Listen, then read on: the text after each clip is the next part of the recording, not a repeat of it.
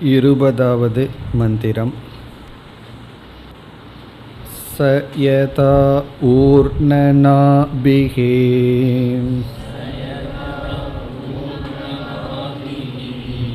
तन्तुना उच्चरेत्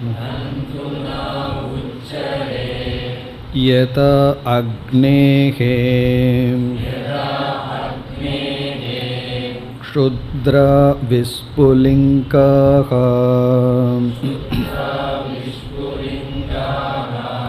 व्युच्चरन्ति एवमेव अस्मात् आत्मनः सर्वे प्राणाः सर्वे लोकाः सर्वे देवाः सर्वाणि भूतानि व्युच्चरन्ति तस्य उपनिषत् सत्यस्य सत्यमिति प्राणा वै सत्यम्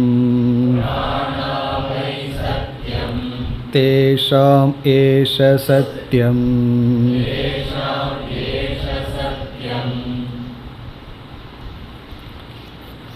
சென்ற 19வது மந்திரத்தில்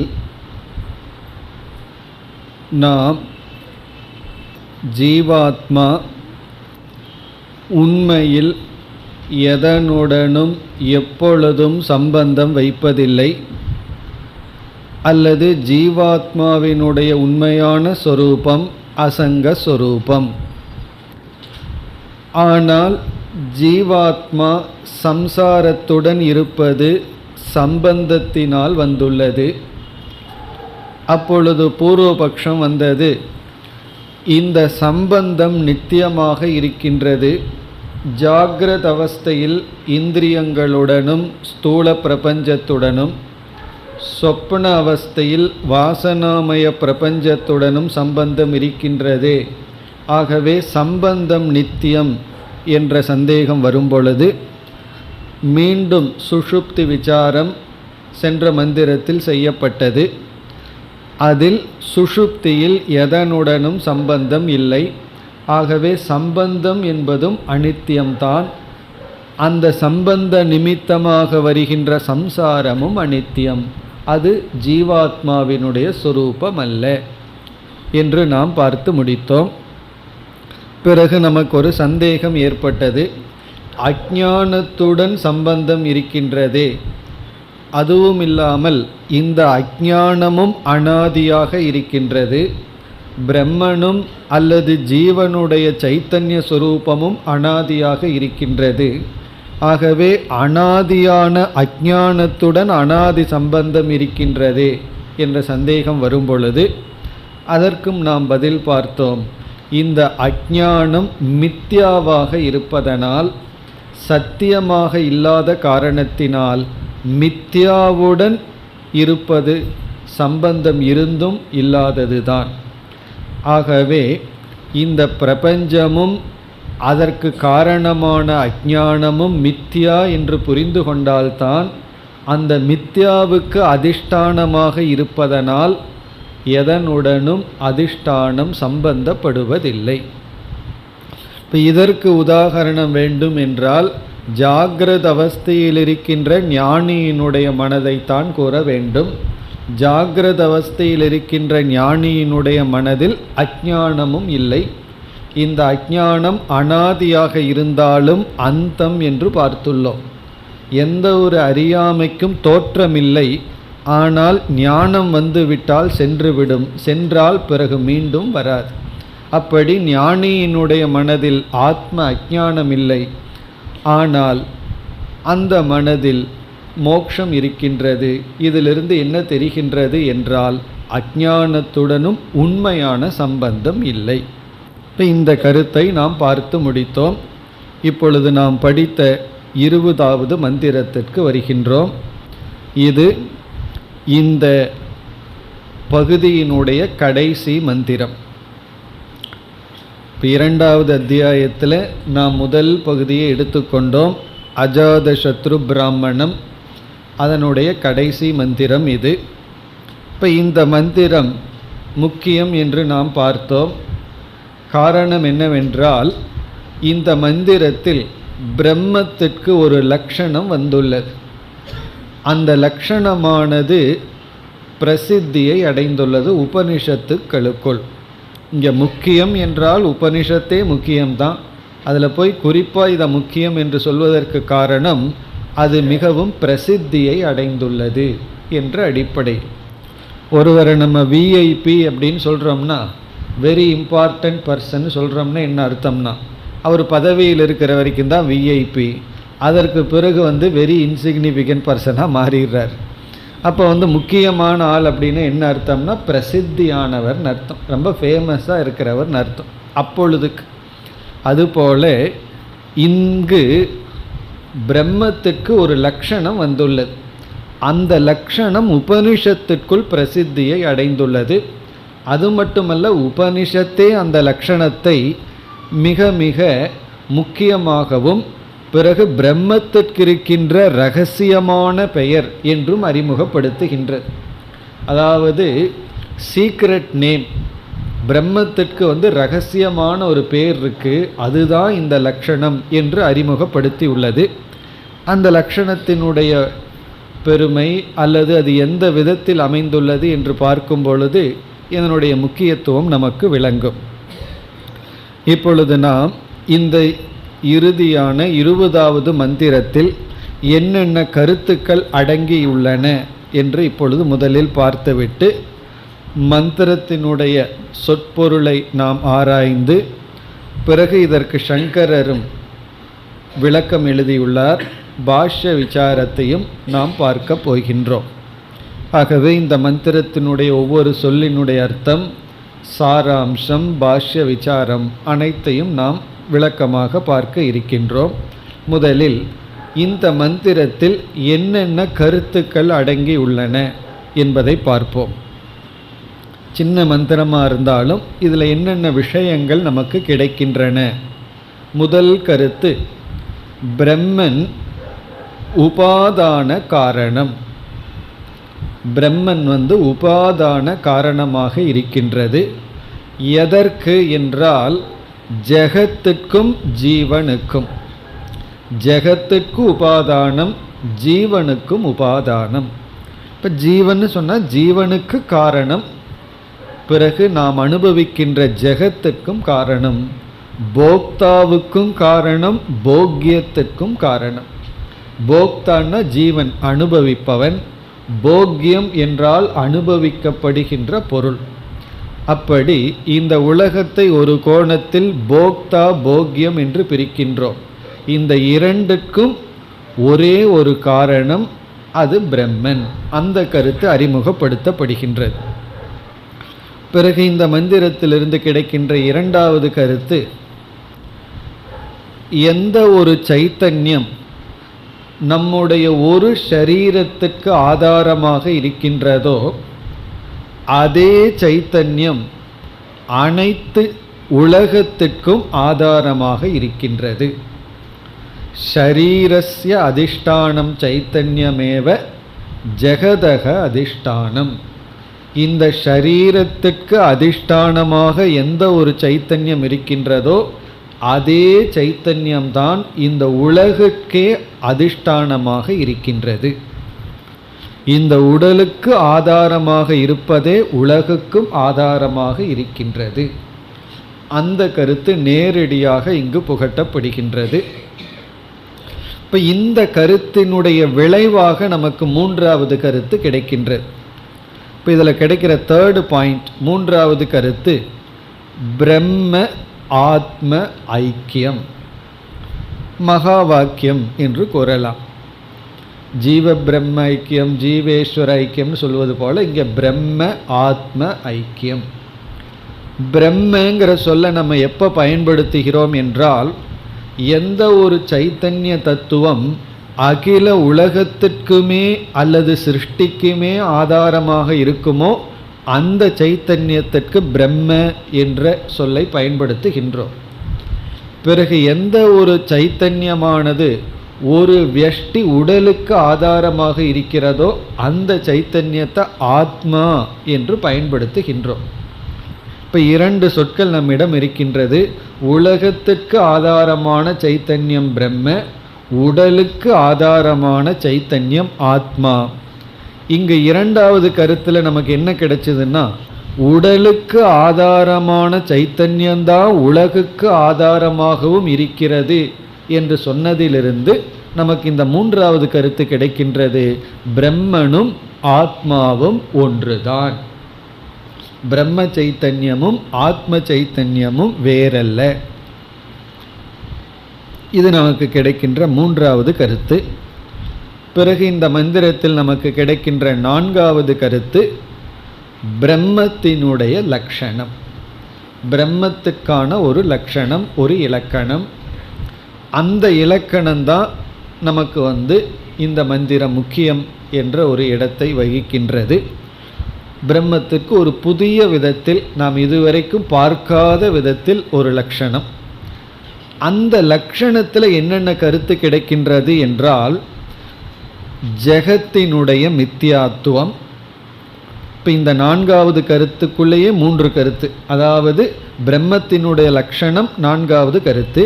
அந்த பிரம்ம லட்சணத்தில் நமக்கு கிடைக்கின்ற கருத்து ஜெகன் மித்யா என்பது முதல் கருத்து. 2வது பிரம்ம சத்தியம். இதைத்தானே நம்ம சொல்லிகிட்டு இருக்கோம். முழு வேதாந்தத்தில் ஒரே ஒரு வரியில் சொல்லுங்கன்னா என்ன சொல்லுவோம்? பிரம்ம சத்தியம் ஜெகன் மித்யா, அவ்வளவுதான். இப்போ யாராவது பஸ் ஸ்டாண்டில் நின்றுட்டு இருக்கும்போது, நீங்கள் இவ்வளோ தூரம் கிளாஸ் எல்லாம் போய் படிச்சுட்ருக்கீங்களே, சில பேர் அப்படி கேட்பார்கள், சுருக்கமாக சொல்லுங்கள் அப்படின்னு. ஒருவர் இந்த வீடாக சேல்ஸ் பண்ணுவார்களே, அவர் திடீர்னு என்னிடத்துல வந்தார். எதையோ பொருளை கொடுத்தார், இதை சேல்ஸுக்கு வாங்கிக்கன்னு. இல்லை, இது ஆசிரமம் மாதிரி, வேண்டான்னு. ஆசிரமம் மாதிரியான்னு உள்ளே வந்துட்டார். உடனே அவர் என்ன பண்ணிகிட்ருக்கீன்னு கேட்டு எங்ககிட்ட கேட்டார். நான் ரொம்ப பிஸியாக இருக்கேன், வீடாக போகணும், ஒரே ஒரு வரியில் கீதையினுடைய சாரத்தை சொல்லுங்கள், கேட்டு போயிடுறேன் அப்படின்னார்.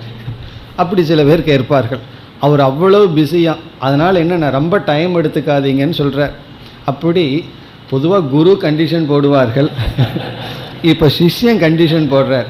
அது சேல்ஸ்மேன் அவ்வளோ குயிக்காக எனக்கு சொல்லிடுங்க, நான் அதை கேட்டு போயிடுறேன் அப்படி. அப்படி இந்த சேல்ஸ் பண்ணுறவங்களுக்கு எப்படி எதையாவது கிடைக்கணுங்கிற புத்தியில் உபனிஷத்தும் கீதையும் குயிக்காக கிடைச்சிடணுமா. அப்படி சில பேர் நம்ம இடத்துல கேட்பார்கள். ஒரே ஒரு சென்டென்ஸில் நான் அவருக்கு என்ன சொன்னேன் தெரியுமோ? புரியாது, போயிட்டு வாங்க அப்படின்னு சொன்னேன். அதுதான் அவருக்கு சொன்ன பதில். அது ஒரு வரியில் புரிய வைக்க முடியாது, அதை புரிஞ்சுக்குங்க, போயிட்டு வாங்கன்னு அனுப்பிச்சி விட்டு. அப்படி சில பேர் நம்ம இடம் கேட்பார்கள், ஒரே வரியில் பதில் சொல்லுங்கன்னு. இதைத்தான் நம்ம சொல்லுவோம், பிரம்ம சத்தியம் ஜெகன் மித்யா. அதுதான் சாரம். வேதாந்தத்தினுடைய சாராம்சம்னா 2 விஷயம். ஒரு விஷயம் பிரம்மன், இனி ஒரு விஷயம் ஜெகத். அதுக்கு நம்ம பதில் சொல்றையில் பிரம்ம சத்தியம் ஜெகன் மித்யா, அந்த கருத்து இந்த லட்சணத்திலிருந்து நமக்கு கிடைக்கின்றது. பிறகு வெறும் சத்தியம்னு சொன்னாலும் மட்டும் போதாது, அந்த சத்தியத்திலிருந்து நமக்கு கிடைக்கின்ற இனி ஒரு கருத்து பிரம்ம அத்வைதம், இரண்டற்றது. அந்த கருத்தும் இந்த லட்சணத்திலிருந்து நமக்கு கிடைக்கின்றது. இப்போ இந்த மந்திரத்தில் 4வது கருத்தாக நம்ம பார்த்தது பிரம்மத்தினுடைய லட்சணம். அந்த லட்சணம் அந்த லட்சணத்திலிருந்து நமக்கு கிடைக்கிற கருத்து ஜெகத் மித்யா. ஏன்னா பிரம்மத்துக்கு லட்சணம் சொல்லும் பொழுது ஜெகத்தினுடைய தன்மையோடு சேர்ந்து சொல்லும் பொழுது அந்த லட்சணம் பூர்த்தி அடைகின்றது. ஆகவே ஜெகன் மித்யாங்கிற கருத்தும் கிடைக்கின்றது பிரம்மத்துக்கு லட்சணம் சொல்லும் பொழுது. பிரம்மன் சத்தியம் என்ற கருத்தும் கிடைக்கின்றது. அந்த சத்தியத்தை புரிஞ்சிட்டாவே அத்வைதம்னு நமக்கு தெரிந்துவிடும். இருந்தாலும் பிரம்மன் அத்வைதம் என்ற கருத்தும் நிலைநாட்டப்படுகின்றது. பிறகு இறுதியாக 5வதாக நாம் ஏற்கனவே 2 கேள்விக்கான பதிலில் இப்பொழுது இருக்கின்றோம். 2 கேள்வி கேட்கப்பட்டுள்ளது. அதாவது குவ ததா ஏஷக அபூத். ஞாபகம் இருக்கோ கதை? அஜாதசத்ரு பாலாக்கிக்கு தத்துவத்தை உபதேசம் செய்வதற்காக உறங்கிக் கொண்டிருக்கிறவனிடம் சென்று விசாரத்தை ஆரம்பித்தார். அப்பொழுது ஒரு கேள்வியை கேட்டார். உறங்கும் பொழுது ஜீவன் எங்கு இருக்கின்றான் அப்படின்னு ஒரு கேள்வி கேட்கப்பட்டது. குவ ஏஷக அபூத். குவன எந்த இடத்தில் இருக்கின்றான். அதற்கு ஆகாஷக என்ற ஒரு சொல்லினால் பதில் சொல்லப்பட்டது. அதாவது நிர்விசேஷ சைத்தன்யத்தினிடத்தில் இருக்கின்றான் என்ற பதில் வந்தது. இரண்டாவதாக ஒரு கேள்வி, குதக ஆகாத், அவன் எங்கிருந்து வருகின்றான் என்று இரண்டாவது ஒரு கேள்வி. அந்த கேள்விக்கான பதில் இந்த 20வது மந்திரத்தில் அமைந்துள்ளது. அப்போ ஏற்கனவே 2 கேள்வி நம்மிடம் இருக்கின்றது. ஒரு கேள்விக்கான பதில் முடிவடைந்து விட்டது. இரண்டாவது கேள்விக்கான பதிலும் இந்த 20வது இறுதி மந்திரத்தில் உள்ளது. இவ்வளவு கருத்துக்களும் இந்த மந்திரத்தில் இருக்கின்றன. முதல் கருத்து, பிரம்மன் உபாதான காரணம். யாருக்கு? ஜகத்துக்கும் ஜீவனுக்கும். இரண்டாவது கருத்து, ஷரீரத்துக்கு ஆதாரமாக இருக்கின்ற சைத்தன்யமே உலகத்திற்கும் ஆதாரமாக இருக்கின்றது. மூன்றாவது கருத்து, ஆகவே பிரம்ம ஆத்ம ஐக்கியம் மகா வாக்கியம் என்று கூறலாம். நான்காவது கருத்து, புது விதத்தில் பிரம்மத்துக்கு ஒரு லட்சணம் இங்கு வருகின்றது. அந்த லட்சணத்தில் நமக்கு ஜெகத் மித்யா என்ற கருத்தும், பிரம்ம சத்தியம் என்பதும், பிரம்மன் அத்வைதம் இரண்டற்றதாக பிரம்மன் மட்டும் இருக்கின்றது என்ற கருத்தும் நமக்கு கிடைக்கின்றது. இறுதியாக இரண்டாவது கேள்வி பாக்கி இருக்கின்றது. அந்த கேள்விக்கான பதிலும் நமக்கு இந்த மந்திரத்திலிருந்து கிடைக்கின்றது. என்ன, முதல் கேள்விக்கான பதில் பூர்த்தி அடைவதில்லை உபதேசம். அங்கே சில சந்தேகங்கள் வரலாம். என துவைதம் அங்கு விடலாம். அதையும் நீக்கி உபதேசமானது பூர்த்தியாகின்றது அந்த இரண்டாவது கேள்விக்கும் பதில் சொல்லும் பொழுது. இப்போ இவ்வளவு கருத்தும் இங்கு அடங்கி இருக்கின்றது. நாம் முதலில் மந்திரத்தினுடைய அர்த்தத்தை பார்த்துவிட்டு பிறகு சங்கரர் இதற்கு கொடுக்கின்ற அறிமுகம், பிறகு இந்த மந்திரத்தில் அவர் செய்கின்ற விசாரம், இவைகளையெல்லாம் பிறகு பார்ப்போம். முதலில் இந்த மந்திரத்தில் உள்ள அர்த்தத்தை இப்பொழுது பார்ப்போம். சொற்பொருளுக்கு இப்பொழுது வருகின்றோம். முதல் பகுதியில் நம்ம 5 கருத்து இருக்கின்றதுன்னு பார்த்தோம். அதில் முதல் பகுதியில் பிரம்மன் உபாதான காரணம் என்ற கருத்து வருகின்றது. எதற்கு? ஜீவனுக்கும் உபாதானமாக ஜகத்துக்கும் உபாதானமாக பிரம்மன் இருக்கின்றது என்ற கருத்து வருகின்றது. அந்த உபாதான காரணம் என்று சொல்லும் பொழுதே உபனிஷத்து உதாகரணத்துடன் அதை விளக்குகின்றது. நம்ம ஏற்கனவே படித்த உதாகரணம் தான் இங்கு வருகின்றது. இப்போ முண்டகோபனிஷத்தில் நம்ம படிச்சிருக்கோம். எப்படி சிலந்தியானது தன்னுடைய கூட்டை கட்டுவதற்கு, தன்னுடைய கூடு என்றால் தான் இருக்கின்ற அந்த வெப், தன்னுடைய வலையை உருவாக்குவதற்கு தானே நிமித்த காரணமாகவும் தானே உபாதான காரணமாகவும் இருக்கின்றதோ என்று நம்ம படிச்சிருக்கோம். இப்போ அந்த உதாகரணம் இங்கு வருகின்றது. பிறகு இரண்டாவது ஒரு உதாரணம் இருக்குது. அதுவும் முண்டகோபனிஷத்தில் படிச்சிருக்கோம். நெருப்பிலிருந்து நெருப்பு பொறிகளெல்லாம் வருகின்றது. பெரிய நெருப்பு இருந்ததுன்னா அதில் நெருப்பு பொறிகளெல்லாம் எப்படி வருகின்றதோ என்று அதே உபனிஷத்தில் நம்ம படித்துள்ளோம். அந்த 2 உதாகரணங்களும் முதலில் இங்கு வருகின்றது. இப்போ முதல் பகுதியில் 2 எக்ஸாம்பிள், 2 உதாகரணம். எதற்கு? பிரம்மன் உபாதான காரணம். இப்போ முதல்ல உதாகரணத்திற்கு இப்பொழுது செல்லலாம். சயதா, சயதா இஸ் ஈக்குவல் டு திருஷ்டாந்தக. இப்பொழுது உதாகரணம் வருகின்றது. சயதா ஊர்ணநாபிகி. ஊர்ணநாபிகினா சிலந்தி பூச்சியானது. சிலந்தி பூச்சி ஸ்பைடர் சிலந்தி, ஊர்ணநாபிகி தந்துனா உச்சரேத்.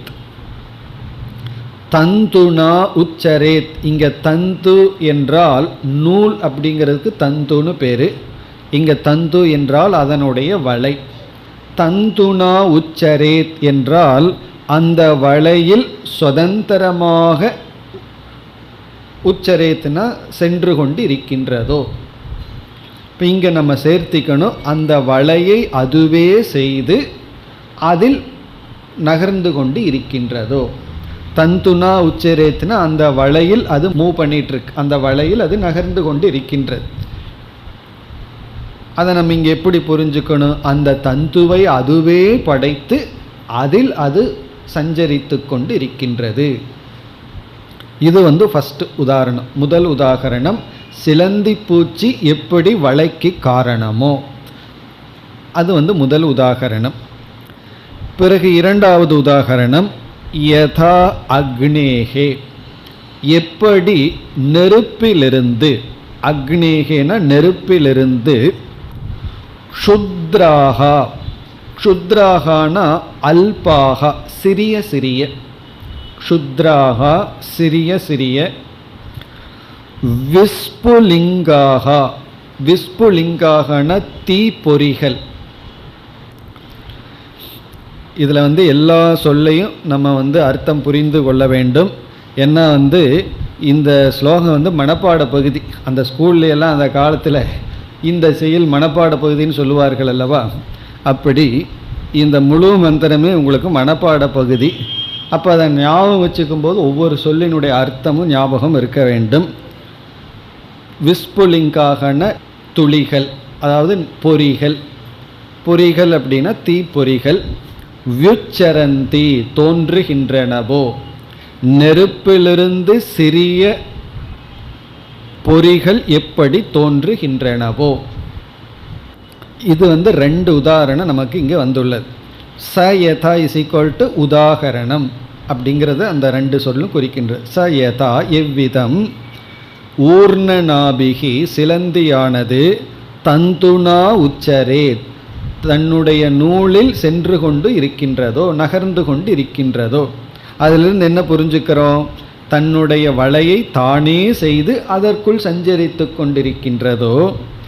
யதா எவ்விதம், அக்னேகே நெருப்பிலிருந்து, க்ஷுத்ராகா அல்பமான மிக மிக சிறிய, விஸ்புலிங்காகா நெருப்பினுடைய பொறிகள், உச்சரந்தி தோன்றி உள்ளனவோ. இது ரெண்டு உதாகரணம். இந்த ரெண்டு உதாகரணத்தில் இப்போ முதல் எக்ஸாம்பிள் எடுத்துக்குவோம். முதல் உதாகரணத்தில் என்னென்ன கருத்து நமக்கு இருக்கின்றது என்றால்,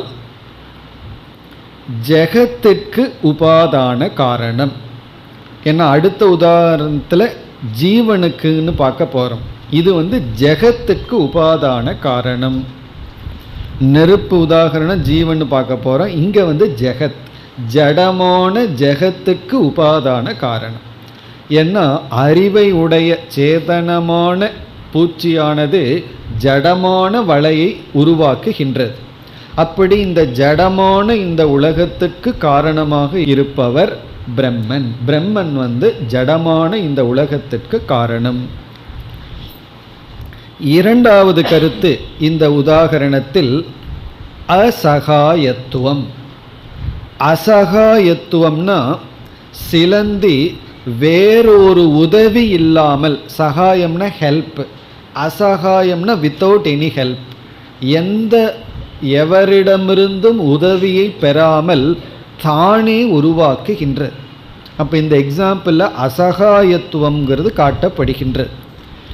நம்ம பொதுவாக ரெண்டு காரணம் தான் பார்ப்போம், உபாதான காரணம், நிமித்த காரணம். இனி ஒன்று இருக்குது, இன்ஸ்ட்ருமெண்டல் காஸ் அப்படின்னு ஒன்று இருக்குது. அதாவது உபாதான காரணம்னா மெட்டீரியல் காஸ்ன்னு சொல்லுவோம், பொருள். நிமித்த காரணம்னா எஃபிஷியன்ட் அப்படின்னு சொல்லுவோம்.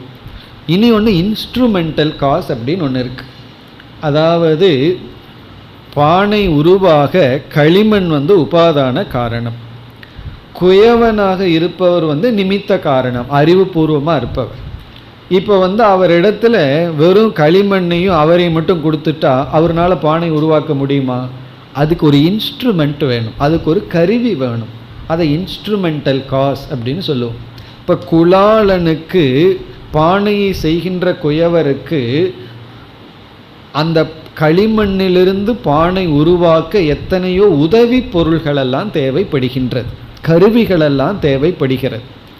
அப்படி பிரம்மன் தானே உபாதானமாக இருந்த போதிலும் கருவிக்கு எங்கே போனார் அப்படின்னு கேட்டால், எப்படி சிலந்தி தன்னிடமிருந்தே உருவாக்கின்ற வலைக்கு எங்கும் உதவிக்கு செல்லவில்லையோ தானே அது உருவாக்குகின்றதோ என்று சகாயம் வினா, யாரையும் சார்ந்தில்லாமல் உருவாக்குகின்றதோ அதே போல பிரம்மன் சகாயம் இல்லாமல் தானே இந்த உலகத்திற்கு உபாதான நிமித்த காரணமாக இருக்கின்றார்.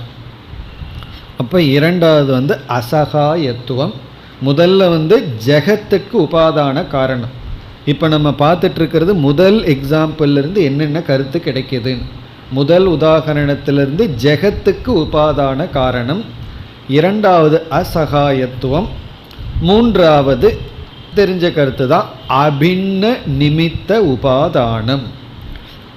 அபின்ன நிமித்தம்னா நிமித்தமும் உபாதானமும் ஒரே இடத்தில் இருக்கின்றது. நிமித்த காரணம் அதுவே நிமித்தம், அதுவே உபாதானம், அசகாயம், சகாயமும் இல்லை. இதெல்லாம் இந்த உதாகரணத்திலிருந்தே நமக்கு கிடைக்கின்றது. அதாவது பிரம்மனே நிமித்த காரணம், பிரம்மனே உபாதான காரணம், பிறகு அசகாயக. அசகாயம் அப்படின்னா எந்த உதவியும் இல்லை, யாரையும் இது சார்ந்தில்லை. எதற்கு? ஜடமான இந்த ஜெகத்துக்கு உபாதான நிமித்தமாக அசகாயமாக பிரம்மன் இருக்கின்றது. எப்படின்னா இந்த உதாகரணத்தை போல. இதுதான் இந்த முதல் திருஷ்டாந்தத்திலிருந்து நமக்கு கிடைக்கின்ற கருத்து. இனி அடுத்த இரண்டாவது உதாகரணம் அக்னேகே க்ஷுத்ராக விஸ்புலிங்காக விச்சரந்தி.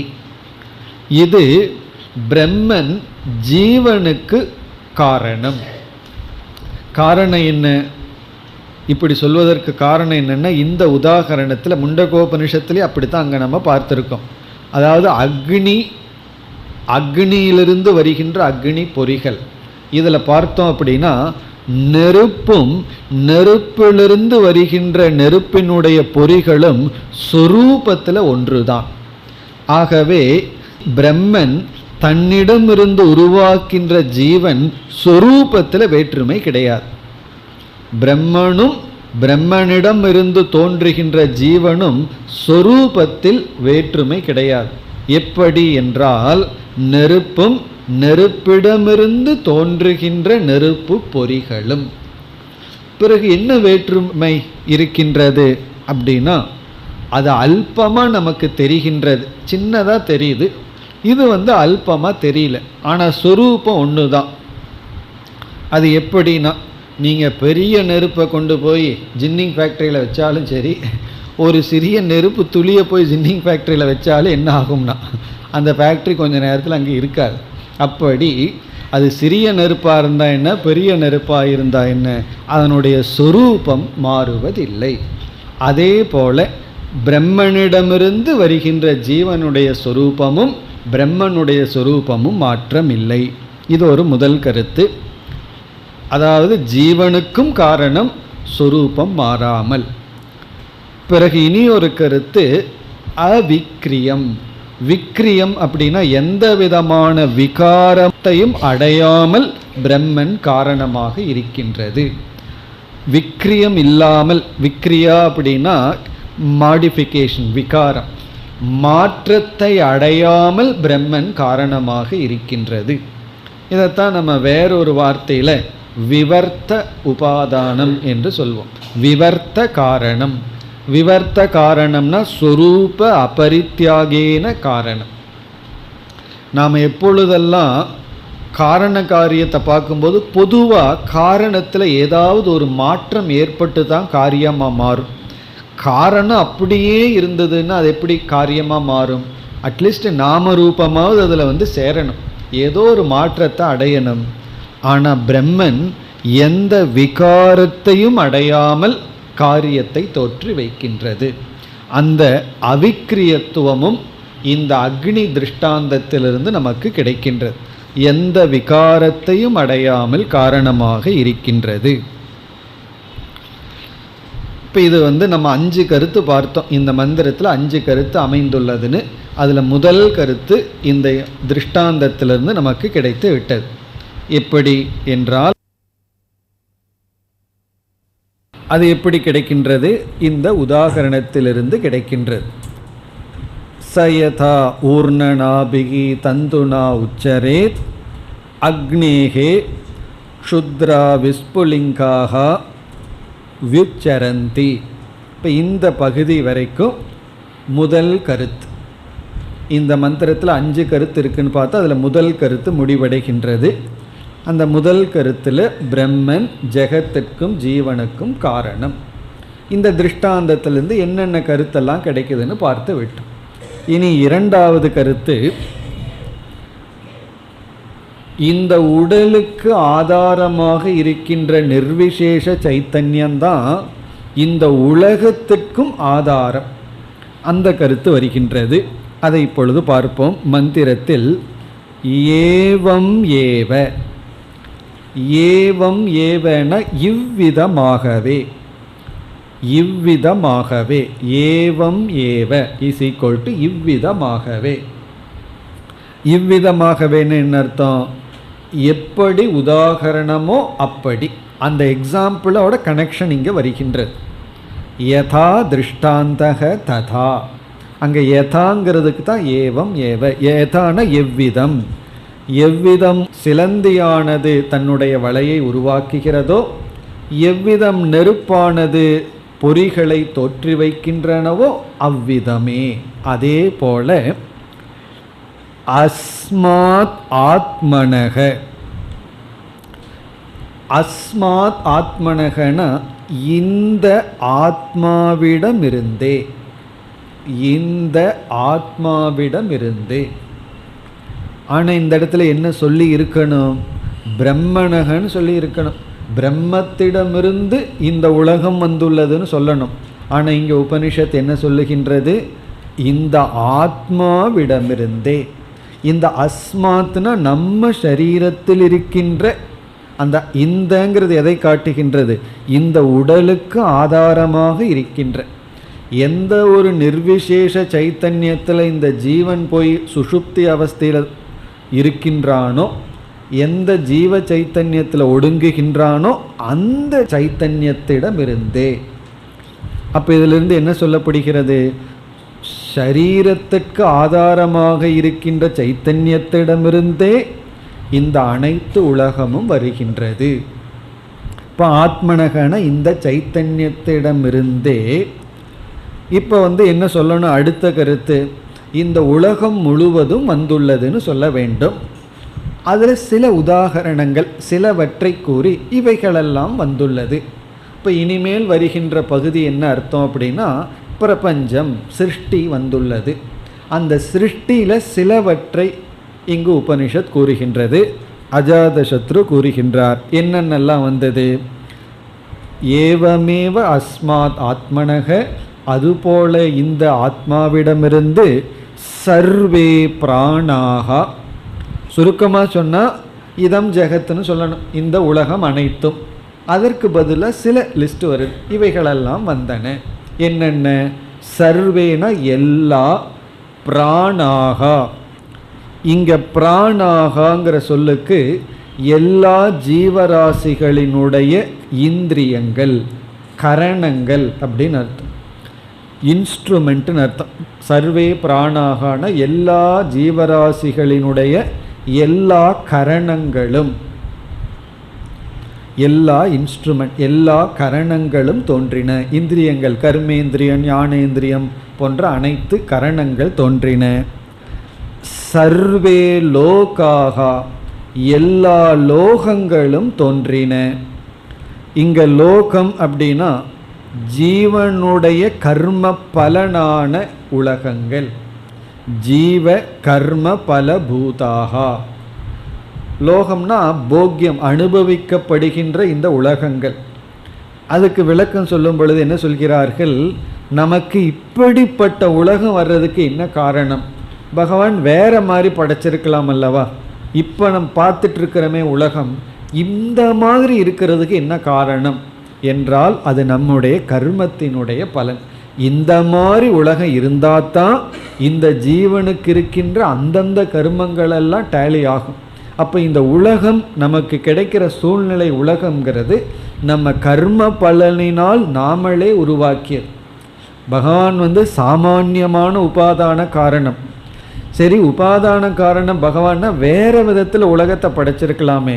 நம்ம புஸ்தகத்துல எல்லாம் படிக்கிறோமே சொர்க்கத்தை பற்றி சில வர்ணனைகள், அந்த மாதிரியே இங்கே ஏன் படைச்சிருக்க கூடாதுன்னா, அப்படி ஏன் அவர் படைக்கலைன்னா அதுக்கு தகுந்த மாதிரி நம்ம இல்லைன்னு அர்த்தம். நம்ம கர்ம பலனுக்கு தகுந்த மாதிரி உலகம் இருக்கின்றது.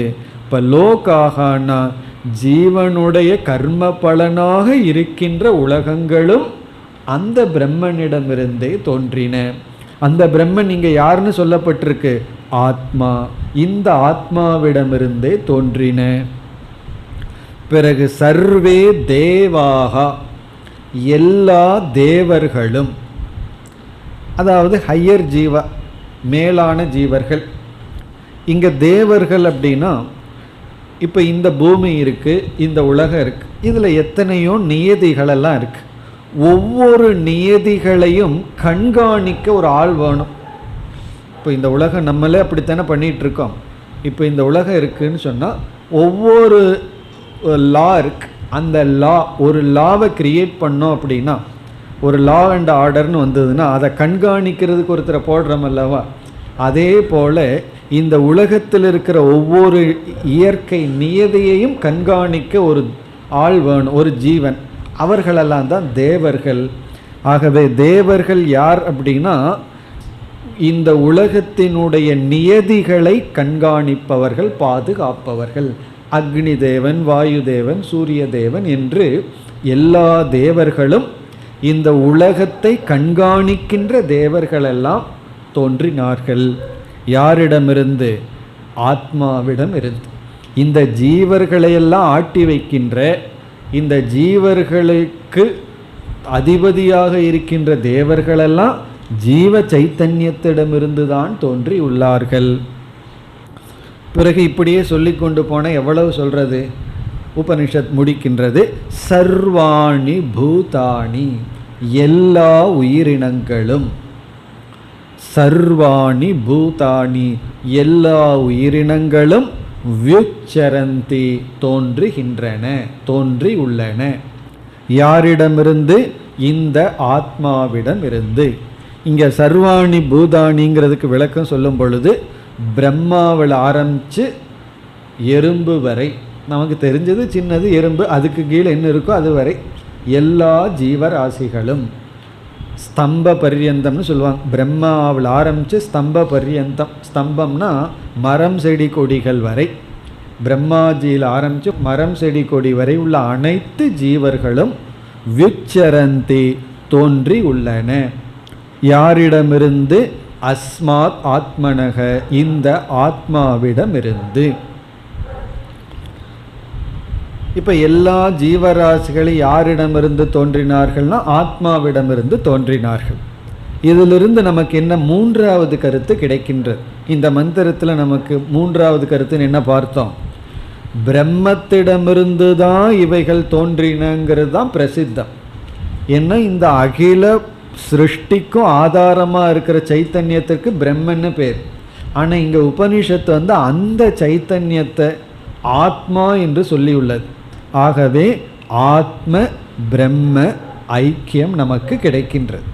நேரடியாக பிரம்மந்தான் ஆத்மான்னு இங்கே ஈக்குவல் பண்ணாவிட்டாலும், ஐக்கியம் சொல்லாத போதிலும் நமக்கு கிடைக்கின்ற கருத்து என்ன என்றால், இந்த பிரம்மனும் ஆத்மாவும் ஒன்றுதான். எப்படி கிடைக்கின்றது? பொதுவாக இந்த சிருஷ்டிக்கு ஆதாரமாக இருக்கிற சைத்தன்யத்திற்கு பிரம்ம என்றும், சரீரத்திற்கு ஆதாரமாக இருக்கிற சைத்தன்யத்திற்கு ஆத்மானு பேர்.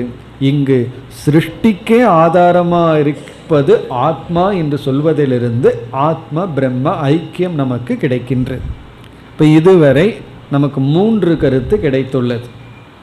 நம்ம இதில் 5 பாயிண்ட்ஸ்னு பார்த்தா அதில் 3 கருத்து என்ன என்றால், முதல் கருத்து பிரம்மன் ஜெகத்துக்கும் ஜீவனுக்கும் உபாதானம்.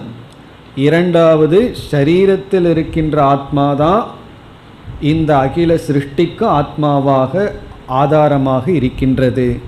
ஆகவே மூன்றாவது கருத்து பிரம்ம ஆத்ம ஐக்கியம். இனி நான்காவதாக பிரம்ம லக்ஷணம், பிரம்மத்திற்கான லக்ஷணம், அதுதான் அடுத்த பகுதி. இந்த லக்ஷணம்தான் நமக்கு முக்கியத்துவம் பெறுகின்றது. இதுவரை நம்ம பார்த்ததெல்லாம் ஏற்கனவே பார்த்த கருத்து தான். தைத்திரியோபனிஷத்தில் தஸ்மாத்வா ஏதஸ்மாத் ஆத்மன ஆகாஷ சம்பூதகன்னு சொல்லப்பட்டது.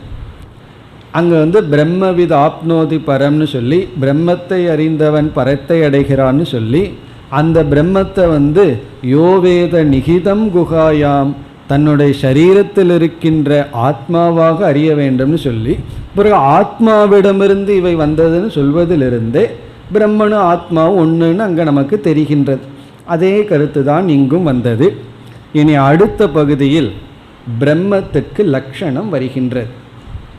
அதை எப்படி உபனிஷத் அறிமுகப்படுத்துகின்றது? அடுத்த பகுதி தஸ்ய உபனிஷத்து. தஸ்ய அப்படின்னா பிரம்மனுடைய, பரமாத்மாவின் உடைய, பிரம்மனக உபனிஷத்து. இங்கே உபனிஷத் அப்படிங்கிற சொல்லுக்கு பொருள் ரகசியம் நாம, ரகசியமான பெயர், சீக்ரெட் நேம் அப்படின்னு அர்த்தம். தஸ்ய உபனிஷத்துனா அந்த பிரம்மத்துக்கு ஒரு சீக்ரெட் நேம் இருக்கு, ரகசியமான பெயர் இருக்கின்றது. ரகசியமான பெயர். பொதுவாக நம்ம பெயரையெல்லாம் ரகசியமாக வச்சுக்க மாட்டோம். ஆனால் வீட்டில் 2 பேர் இருக்கும். வெளியே கூப்பிட்றது ஒன்று, வீட்டில் செல்லம்மா கூப்பிட்றதுக்கு ஒரு பேர் இருக்கும். அப்படி ஒவ்வொருத்தருக்கு பல பேர் இருக்கும். ரகசியமான பேர், சீக்ரெட் நேம் பிரம்மத்துக்கு இருக்கான். அது பிரம்மத்தினுடைய லக்ஷணம் இனி வருகின்றது. தஸ்ய உபனிஷத்துனா அதற்கு உபனிஷத்துனா சீக்ரெட் நேம், ரகசியமான ஒரு பெயர். அது ஏன் ரகசியம்னு பின்னாடி நம்ம பார்ப்போம். அது என்ன, அதுதான் இனி வருகின்றது. சத்தியஸ்ய சத்தியம் இதி. இதினா இதுதான். பிரம்மத்துக்கு என்ன சீக்ரெட் நேம், ரகசியமான பெயர், அல்லது பிரம்மத்துக்கு என்ன லட்சணம் என்றால் சத்தியஸ்ய சத்தியம். சத்தியஸ்ய என்றால் சத்தியத்தினுடைய, சத்தியத்தினுடைய, சத்தியம்னா சத்தியம், சத்தியத்தினுடைய சத்தியம், அதுதான் லட்சணம். இதுதான் சீக்ரெட் நேம். பிரம்மத்துக்கு இங்கே கிடைச்ச லட்சணம் அல்லது ரகசியமான பெயர் என்னன்னா சத்தியத்தினுடைய சத்தியம், சத்தியத்தினுடைய சத்தியம், உண்மையின் உண்மை, உண்மைக்கு உண்மை. இதே பேட்டர்னில் நம்ம பார்த்துருக்கோம். ஸ்ரோத்ரஸ்ய ஸ்ரோத்ரம்னு பார்த்துருக்கோம். காதுக்கு காது, சக்ஷுஷக சக்ஷுகு, அந்த பிரம்மன் கண்ணுக்கு கண் அப்படின்னு பார்த்துருக்கோம். மனசக மனக, மனதிற்கு மனம் அப்படின்னு கேனோபனிஷத்தில் பார்த்துருக்கோம். அதே பேட்டர்னில் தான் இங்கே வந்துள்ளது. சத்தியஸ்ய சத்தியம், சத்தியத்தினுடைய சத்தியம். சத்தியத்தினுடைய சத்தியம்னா உண்மைக்கு உண்மை, மெய்யுக்கு மெய், உண்மையின் உண்மை. இதுதான் ரகசியமான பெயர். இப்போ இந்த லட்சணம்தான் உபனிஷத்திற்குள்ள பிரசித்தியை அடைந்துள்ளது. இப்போ இந்த முழு மந்திரத்தை மனப்பாடம் பண்ண முடியலனா இதை மனப்பாடம் பண்ணிக்க. சத்தியஸ்ய சத்தியம் என்ன அப்படி சொல்ல வேண்டியது இருக்கு. இதுவே பெருசாக இருக்குன்னா அப்புறம் ஒன்றும் பண்ண முடியாது. சத்தியஸ்ய சத்தியம், சத்தியத்தினுடைய சத்தியம். அப்போ இங்கே ஏதோ 2 சத்தியம் இருக்கா அப்படின்னால பெரிய விசாரத்தை நம்ம பண்ண போகிறோம். சத்தியத்தினுடைய சத்தியம் ஈதி. இப்போ இந்த லட்சணம் ரொம்ப சுருக்கமாக இருக்கு. பிரம்மத்துக்கு என்ன லட்சணம், பிரம்மத்துக்கு சீக்ரெட் நேம் என்ன அப்படின்னா சத்தியத்தினுடைய சத்தியம். இதுக்கு ஏன் ரகசியம்னு பேர் வந்தது அப்படின்னா ரகசியம் அப்படின்னு சொல்வதற்கு காரணம் இதனுடைய அர்த்தம் துர்லபம். இதனுடைய அர்த்தத்தை அவ்வளவு சுலபமாக புரிந்து கொள்ள முடியாது. அந்த அர்த்தத்தில் தான் இங்கே ரகசியம். துர்லபம் அப்படின்னா இதனுடைய அர்த்தம் அவ்வளவு சுலபமாக நமக்கு கிடைக்காது. துர்லபம்னா ரொம்ப ரேராக தான் இதனுடைய அர்த்தம் நமக்கு கிடைக்கும். காரணம் என்னென்னா சூக்ஷ்மத்வாத். இதில் இருக்கிற அர்த்தம் ரொம்ப ரொம்ப சூக்ஷ்மமான அர்த்தம். எது? சத்தியஸ்ய சத்தியம். சத்தியத்தினுடைய சத்தியம்ங்கிற வார்த்தையை நம்ம புரிஞ்சுக்கிறது அவ்வளவு சுலபம் அல்ல. ஆகவே இதற்கு பெயர் ரகசியமான பெயர். பிறகு இங்கே உபனிஷத்துங்கிறதுக்கு இனி ஒரு அர்த்தமும் இருக்கு. ஒரு அர்த்தம் ரகசியம் நாம, சீக்ரெட் நேம். இனி ஒரு அர்த்தம் புனித பெயர், சேக்ரெட்னு அர்த்தம். மிக மிக புனிதமான பெயர், திவ்ய நாம, திவ்யமான பெயர். அது இனி ஒரு பொருள். முதல் பொருள் ரகசியம், சீக்ரெட் நேம். சீக்ரெட்னா சேக்ரெட்னு அர்த்தம். மிக மிக தூய்மையான புனிதமான பெயர். பிரம்மத்திற்கு ரொம்ப புனிதமான பெயர் அல்லது உயர்ந்த மிக மிக மேலான திவ்யமான ஒரு லட்சணம் அல்லது பிரம்மத்திற்கு பெயர் என்ன அப்படின்னா சத்தியஸ்ய சத்தியம். அதாவது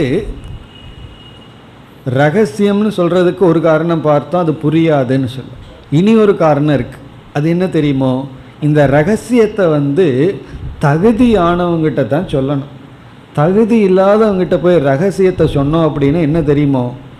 தகுதி இல்லாதவங்கிட்ட போய் ஒரு சீக்ரெட்டை சொல்லி இந்த சீக்ரெட்டை வெளியே சொன்ன அப்படின்னா ஒரு டேஞ்சர்னு சொல்லிப்பார். அவங்களுக்கு தலையே வெடிச்சிடும். சொல்லாமே இருக்க முடியாது. காரணம் என்ன? சில பேர்த்தினால சீக்ரெட்டை வச்சுக்கவே முடியாது. அது ஒரு பலகீன மைண்டுக்கு. சில விஷயங்களை மனசுக்குள்ளே வச்சுக்கவே முடியாது. யார்கிட்டையாவது சொல்லி ஆகணும். எதுக்கு எங்கிட்ட சொல்கிறீங்கன்னா சொன்னால் கொஞ்சம் ரிலீஃப் ஆயிடுவேன்னு சொல்லி அப்படி சில பேர் சொல்லுவார். அப்படி இது ரகசியம்னு சொல்வதற்கு காரணம் தகுதியானவரிடம்தான் இதை உபதேசிக்க வேண்டும். இந்த சத்தியசிய சத்தியம்னு தகுதியானவங்கிட்ட தான் சொல்லணுமா. தகுதி இல்லாதவங்கிட்ட இந்த பெயரையே சொல்லக்கூடாதான்.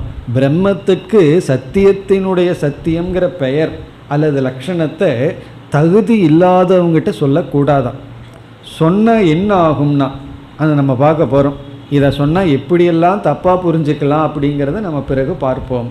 அப்படி தஸ்ய உபனிஷத்து, அந்த பிரம்மத்துக்கு ரகசியமான பெயர் சத்தியத்தின் சத்தியம். இனி உபனிஷத்தை பார்க்குது. ஏன் உபனிஷத்துன்னு சொல்லணும்? இப்போ யார் இருக்கா? அஜாத சத்ரு. அவரை மறந்துடக்கூடாது. அஜாத சத்ரு பார்க்குறார். பாலாக்கு திருன்னு முழிக்கிறார். என்ன சத்தியசிய சத்தியம், சத்தியத்தினுடைய சத்தியம்னு சொன்னால் இப்போ ரெண்டு சத்தியம் இருக்கே. முதல் சத்தியத்துக்கு என்ன அர்த்தம்னு அவருக்கு புரியல, சிஷ்யனுக்கு புரியவில்லை. பிறகு இரண்டாவது சத்தியம்னு ஒரு வார்த்தை இருக்கு, அதுக்கு என்ன அர்த்தம்னு புரியவில்லை. ஆகவே இங்கு குருவானவர் அடுத்த பகுதியில் விளக்குகின்றார் இந்த முதல் சத்தியத்துக்கு என்ன அர்த்தம். ஏன்னா சத்தியத்தினுடைய சத்தியம்னா அங்கே ரெண்டு சத்தியம்னு ஆயிடுது. இப்போ முதல் சத்தியத்துக்கு என்ன அர்த்தம், இரண்டாவது சத்தியத்துக்கு என்ன அர்த்தம், அதை குருவானவர் இங்கு விளக்குகின்றார். முதல் சத்தியத்துக்கு என்ன அர்த்தம்? இங்கே முதல் சத்தியம் ரெண்டாவது சத்தியம்னா இந்த முதல் சத்தியம்ங்கிறது எங்கே இருக்குது? சத்தியத்தின் உடையங்கிற இடத்துல இருக்கிற சத்தியம். இப்போ ஷஷ்டி விபக்திகத சத்தியம்னு விளக்காசிரியர் எழுதுவார்கள். ஆறாவது வேற்றுமையில் இருக்கின்ற சத்தியம், முதல் வேற்றுமையில் இருக்கின்ற சத்தியம். திடீர்னு வேற்றுமை எங்கே வந்ததுன்னு கேட்காதீர்கள், அது இலக்கணம். கேஸ் எண்டிங்னு சொல்லுவோமே, முதல் வேற்றுமை இரண்டாவது வேற்றுமை அப்படின்னெல்லாம் சொல்லி. இப்போ ராமர் காட்டுக்கு செல்கின்றார் அப்படின்னு இருக்கு. ராமருங்கிறது முதல் வேற்றுமை. நான் அவனை பார்க்கின்றேன், அவனைங்கிறது இரண்டாவது வேற்றுமை. அப்படி அவனுடைய அப்படிங்கிறது ஆறாவது வேற்றுமை. அதுபோல சத்தியத்தினுடையங்கிறது ஆறாவது வேற்றுமை. அதில் இருக்கின்ற சத்தியத்துக்கு என்ன அர்த்தம்? அடுத்த சொல் பிராணாகாவை சத்தியம். பிராணாகா அப்படின்னா இந்த இடத்துல நாம் அனுபவிக்கின்ற பிரபஞ்சம்னு அர்த்தம். பிராணன் சத்தியம். சத்தியசியங்கிறதுல அந்த சத்தியம்ங்கிறது எதை குறிக்கின்றதுன்னா பிராணாகா. பிராணாகா அப்படின்னா பிராணன்கள். இங்கே பிராணன்கள்னா சர்வம் அர்த்தம். நாம் அனுபவிக்கின்ற இந்த உலகம், அதற்கு சத்தியம்னு பேர். சிருஷ்டி பிராணனை அப்போ பிராணானாம் சத்தியம்னு அர்த்தம் கிடைச்சிரு. பிராணன்களுக்கு சத்தியமாக இருக்கின்றது. பிராணன்னா சிருஷ்டிக்கு, ஜெகத்திற்கு. பிறகு அடுத்த சத்தியத்துக்கு என்ன அர்த்தம்? பிராணாகாவை சத்தியம். பிராணாகாவை சத்தியம்னா பிராணன் சத்தியம் என்று சொல்லப்படுகின்றது. சத்தியஸ்ய சத்தியம்ங்கிற லட்சணத்திற்குள்ள முதல் சத்தியத்திற்கு அர்த்தம் பிராணன். பிராணன்னா நாம் அனுபவிக்கின்ற இந்த உலகம்.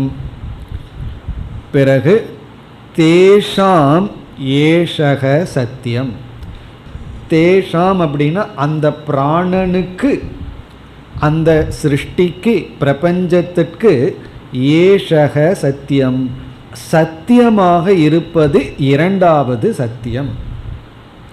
ஏஷக சத்தியம்னா இரண்டாவது சத்தியம், முதல் விபக்தியில் இருக்கிற சத்தியம். அது என்னன்னா அந்த பிராணனுக்கு இது சத்தியம். இதுக்கு என்ன விளக்கம் கொடுக்கலாம்? இப்போ இரண்டாவது சத்தியத்திற்கு அபாதிதம் அப்படிங்கிற லட்சணம் கொடுக்கலாம். அபாதிதம் நீக்கப்படாதது, பாரமார்த்திகம். பாரமார்த்திகம் சத்தியம், அபாதிதம் தத்துவம். விளக்காசிரியர் அப்படித்தான் சொல்றார்.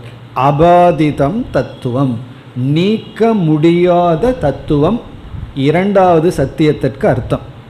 நீக்க முடியாதது, நிஷேதம் செய்ய முடியாத தத்துவம் இரண்டாவது சத்தியத்திற்கு அர்த்தம். எதை நீக்க முடியாது, எதை நிஷேதம் பண்ண முடியாதோ அதுன்னு அர்த்தம். அது இரண்டாவது சத்தியத்தினுடைய பொருள்.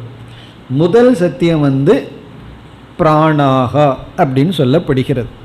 நம்ம எப்படி புரிந்து கொள்ளலாம்? பிராணாகா இஸ் ஈக்குவல் டு பிரபஞ்சக.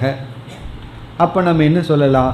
பிரபஞ்சஸ்ய சத்தியம், இந்த பிரபஞ்சத்திற்கு சத்தியமாக இருப்பது, பிரபஞ்சத்தினுடைய சத்தியம்.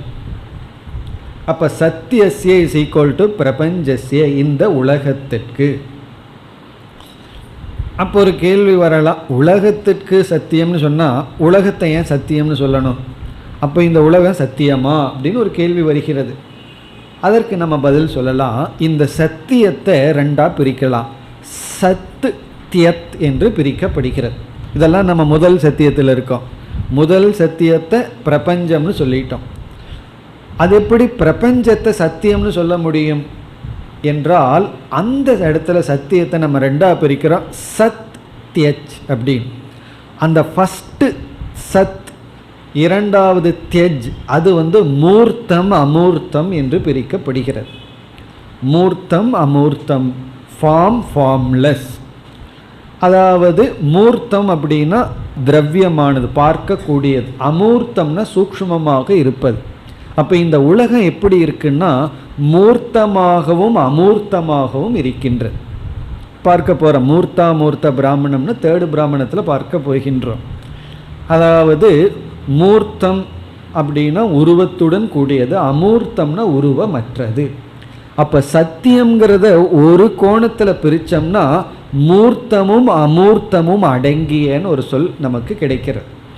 இந்த உலகம் மூர்த்தம்னா உருவம்னு எடுத்துக்குவோம், அமூர்த்தம்னா உருவமற்றது. இப்போ வாயு ஆகாசம் எல்லாம் உருவமற்றது.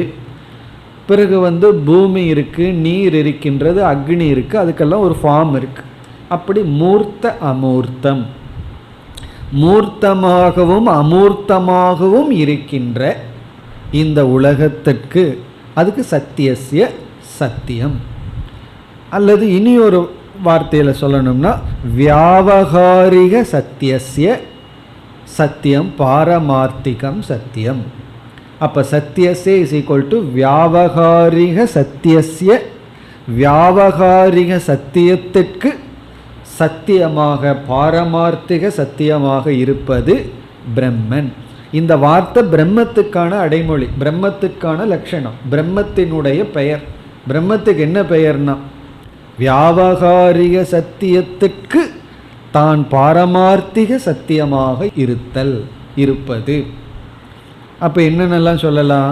பிரபஞ்சஸ்ய மூர்த்தாமூர்த்தஸ்ய சத்தியம், இந்த பிரபஞ்சத்துக்கு சத்தியம், உலகத்துக்கு சத்தியம். பிறகு மூர்த்தத்திற்கும் அமூர்த்தத்திற்கும் சத்தியம், அல்லது வியாவகாரிகஸ்ய சத்தியஸ்ய பாரமார்த்திகம் சத்தியம், அல்லது திருஷ்யஸ்ய சத்தியம், பார்க்கப்படுவதற்கு ஆதாரமாக இருப்பது. இந்த முதல் சத்தியஸ்ய இஸ் ஈக்வல் டு திருஷ்யஸ்ய, எதெல்லாம் அறியப்படுகிறதோ அதற்கெல்லாம், திருஷ்யமாக இருக்கின்றதோ அதற்கு ஆதாரம், அல்லது அத்தியஸ்தஸ்ய, ஏற்றி வைக்கப்பட்ட அனைத்திற்கும் ஆதாரம். இப்படி நம்ம எதை வேணாலும் சொல்லலாம். சத்தியஸ்ய சத்தியம். இதோடு இந்த மந்திரம் முடிவடைகின்றது.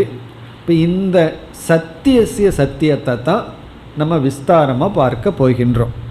தஸ்ய உபனிஷத்தில் ஆரம்பித்து தஸ்ய அந்த பிரம்மத்துக்கு உபனிஷத், அந்த பிரம்மத்துக்கு சீக்ரெட் பேர் என்னன்னா சத்தியஸ்ய சத்தியம்.